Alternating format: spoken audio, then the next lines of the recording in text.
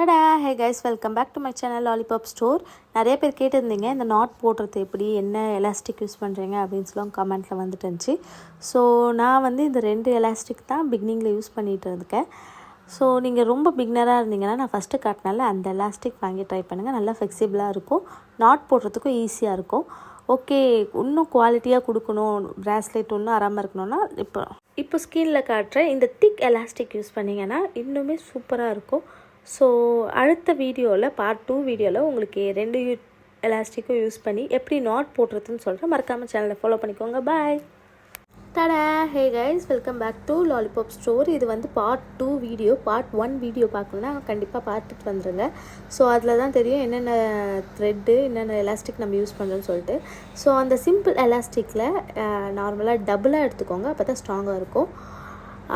ஏன்னா அது ரொம்ப மெலிசாக இருக்கும், நம்ம இழுக்கும் போது அறந்துடும். நீங்கள் டபுளாக எடுத்தால் மட்டும்தான் சூப்பராக இருக்கும். அதில் மணி கோத்துட்டு நான் இப்போ முடிச்சு போடுற மாரி ரெண்டு நாட்டு ரெகுலராக நம்ம முடிச்சு போடுவோம்ல, அதுமாரி 2 நாட் போட்டு நீங்கள் டைட்டு ரொம்ப இழுக்கக்கூடாது. ஓரளவுக்கு உங்களுக்கு டைட் பண்ணுற அளவுக்கு உங்களுக்கு தெரியும், அந்த அளவுக்கு இழுத்துட்டு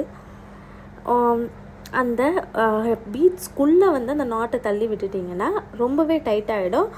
அதுக்கப்புறம் அது வெளியே ரிலீஸ் ஆகாது. நான் இப்போ ஸ்ட்ரெஸ் பண்ணி காட்டுறேன் பாருங்கள். எவ்வளோ இழுத்தாலும் எலாஸ்டிக்கும் வந்து அறாது. நானும் என்னோடய மேக்ஸிமம் அது சின்னதாக தான் செஞ்சேன், ஒரு சாம்பிளுக்காக. மேக்ஸிமம் இழுத்து காட்டுறேன் பாருங்கள், ஏறாது. பார்ட் 3 வீடியோக்காக வெயிட் பண்ணுங்கள். பாய். டடா! Hey guys, welcome back to lollipop store. இது part 3 video. Part 1 part 2 video பார்க்கலன்னா மறக்காமல் போய் பார்த்துருவாங்க. அப்போ தான் நம்ம என்னென்ன டெக்னிக் யூஸ் பண்ணியிருக்கோம், என்னென்ன த்ரெட் யூஸ் பண்ணியிருக்கோம், என்னென்ன எலாஸ்டிக் யூஸ் பண்ணியிருக்கோம், எப்படி பண்ணியிருக்கோன்னு சொல்லிட்டு உங்களுக்கு தெரியும். இப்போ வந்து 2வது த்ரெட் திக் எலாஸ்டிக் வச்சு பண்ண போகிறோம்.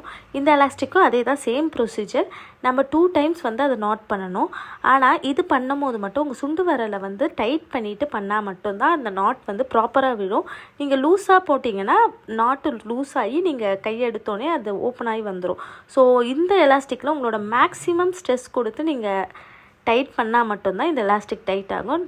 பண்ணிவிட்டு எக்ஸஸை வந்து கட் பண்ணிவிட்டு இதுலேயும் சேம் தான், அந்த எக்ஸஸாக இருக்க இதை வந்து பீட்ஸ்குள்ளே போய் அனுப்பிட்டிங்கன்னா ரிமூவே ஆகாது. நான் இப்போ எவ்வளோ ஸ்ட்ரெஸ் பண்ணுறேன்னு பாருங்கள், கைண்டிகிட்டே வராது. ஸோ ட்ரை பண்ணுங்கள். ஒரு மோர் வீடியோ ஃபாலோ பண்ணிக்கோங்க.